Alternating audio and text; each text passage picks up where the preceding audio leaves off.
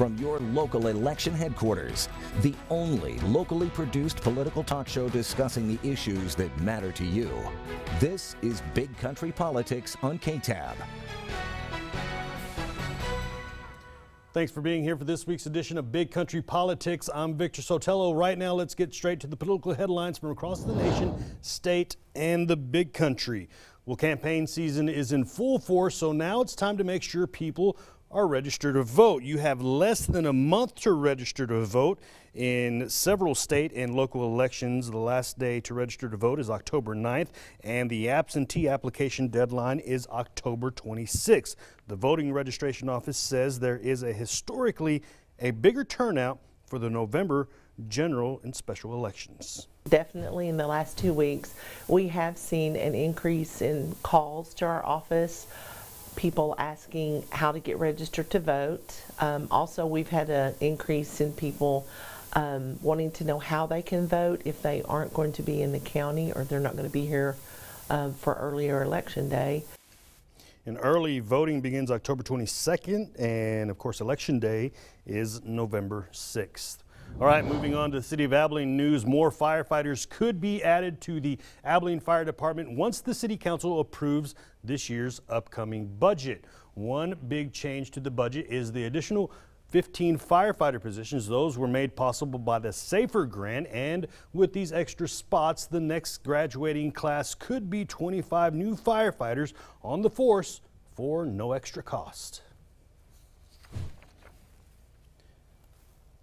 And the 2015 bonds aren't finished yet. In fact, 5 of the 9 propositions are still in the work. Proposition 1, the fixing up of Abilene streets, is the most expensive, ringing up at around $46 million, and more work could be starting up, adding another $200,000 worth of improvements to pedestrian safety and intersections and other construction expenses. And there is more money to be parceled out from the 2015 bond approved by Abilene voters. The city is preparing to spend about $80 million on water department improvements. The main feature is the smart water meters the city has been working on to install for several years, but the city plans not to pass that cost on to the taxpayers. If they can do that, it's quite a trick.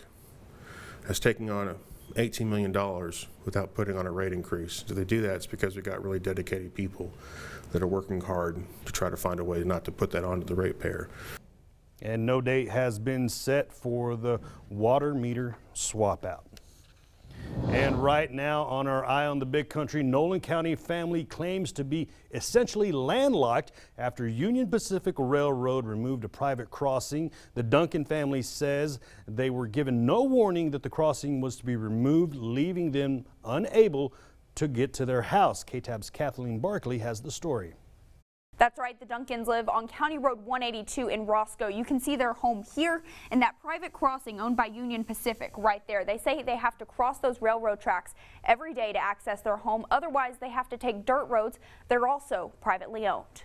We have to park on this side and we have to cross it. Otherwise, we can't get out the back way because of the dirt roads. Highway 84 is not accessible due to another train track, and they say that essentially leaves them landlocked. Let us be able to access our home and leave. What once served as an entrance to the Duncans' home is now a pile of boards and nails. You've got these nails sticking straight up. It's just not safe. When they asked Union Pacific workers what they were doing, they said they had orders to remove the crossing.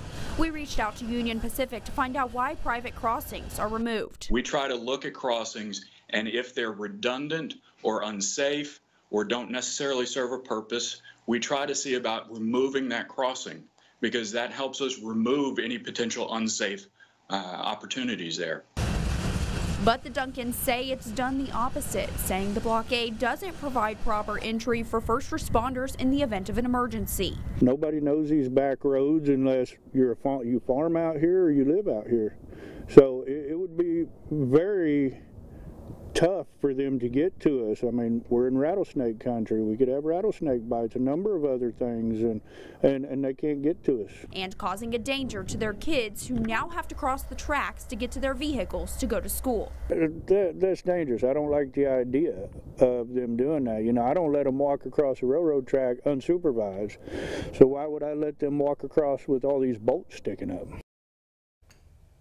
And Union Pacific says they do have an agreement with the property owner to remove the crossing, but Duncan says they had no idea about the agreement. Union Pacific tells KTAB News they are working to determine a time for crews to remove the boards and bolts.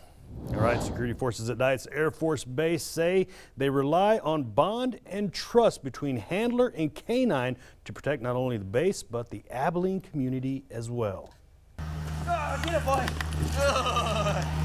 Good job, boy.